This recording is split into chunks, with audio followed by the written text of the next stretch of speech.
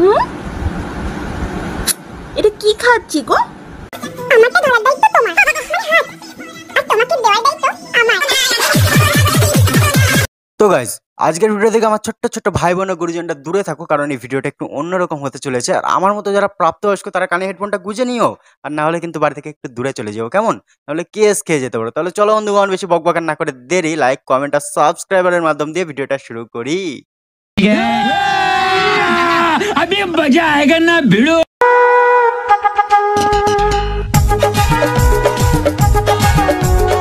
তো গাইজ দিদিদেরও দিদি নাম্বার 1 সে বলেছিল ভোটে যদি জেতে তাহলে ভালো কোয়ালিটির দুধ দিয়ে টক দই বানাবে আর দই প্রকল্প চালু করবে। তাই হয়তো অনেকে পরীক্ষা করছে যে কার দুধে ভেজাল আছে আর কার দুধে কোয়ালিটি ভালো।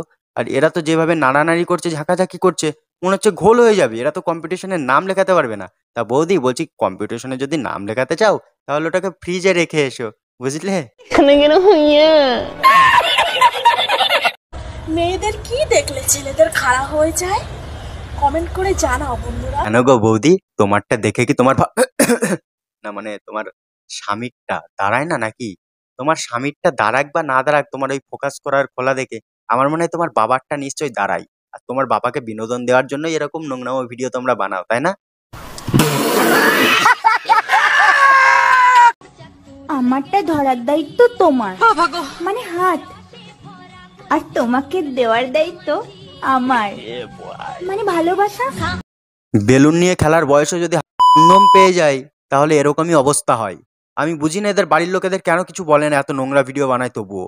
মনে হয় এদের টাকাতে এদের বাড়ির সংসার চলে মা বাপের। নিঃসন্দেহে তুই ঠিক কথা বলেছিস। হ্যাঁ, তো বলছি মামুনি, তুমি যে ধরার কথা বলছো এরকম করে আর এরকম করে দেওয়ার কথা বলছো, পাবলিক বুঝে গেছে যে তুমি হাত ধরার কথা বলছো না গুতা খাওয়ার কথা বলছো? বুঝতে পেরেছো? পাবলিকের মাথায় বেশি লেখা নেই, আর পাবলিক পাগল দোচা না, পাবলিক সব বোঝে। प्यारी समझ गई। এটা কি খাচ্ছি গো বন্ধুরা, বলো তো?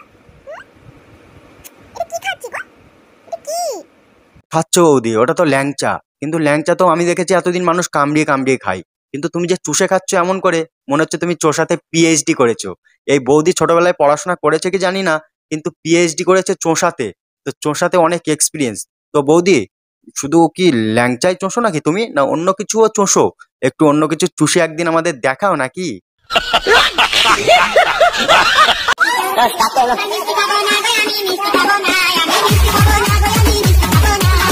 আমি বুঝতে পারছি না তুমি এরকম কেন করছো। কাল রাতে দাদার ললিপপের বদলে কি গরম শিক দিয়েছিল নাকি, যে তুমি এরকম করে লাগাচ্ছ? না পাতলা পায়খানা পেয়েছে? পাতলা পায়খানা পেয়েছে তা সোশ্যাল মিডিয়াতে কেন হাঁক দিয়ে এসেছো? পায়খানায় যাও না? হ্যাঁ হ্যাঁ, তোমাদের কাছে তো পায়খানা আর সোশ্যাল মিডিয়াটা দুটোই সমান। সবকিছু খুলে টুলে দেখিয়ে দাও। একদিন হাগার ব্লগ করো না বৌদি, সবকিছু তো করছো, দেখো তোমার ভালো ভিউয়ার্স আসবে। আর গাইস, ভিডিওটা ভালো লাগলে একটু হালকা করে শেয়ার করে দিও।